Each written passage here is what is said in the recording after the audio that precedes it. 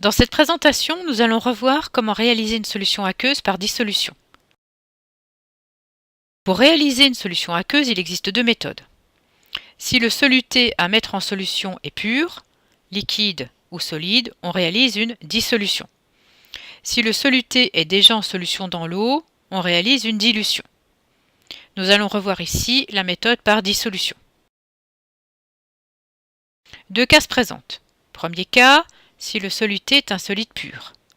Il faut d'abord déterminer la masse de solide à dissoudre dans l'eau pour obtenir la solution de concentration molaire souhaitée. Pour cela, il faut calculer la quantité de matière de soluté solide à dissoudre à partir de la concentration souhaitée et de volume de solution à réaliser en multipliant la concentration molaire de la solution par le volume. Puis il faut calculer la masse de soluté à peser en multipliant la quantité de matière de soluté par sa masse molaire. Voici maintenant les différentes étapes à suivre pour réaliser cette solution par dissolution d'un solide.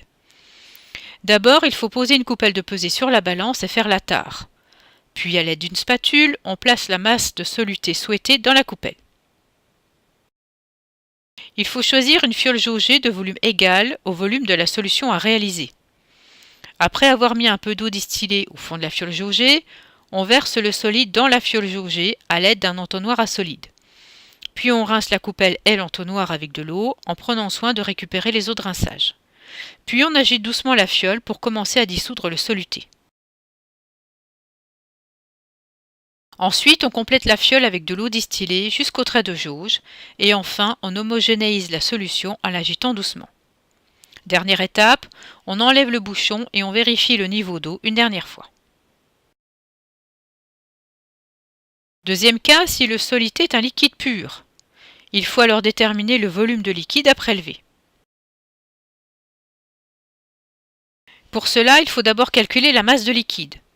On procède comme avec un soluté solide, en utilisant la concentration molaire de la solution et son volume pour avoir la quantité de matière.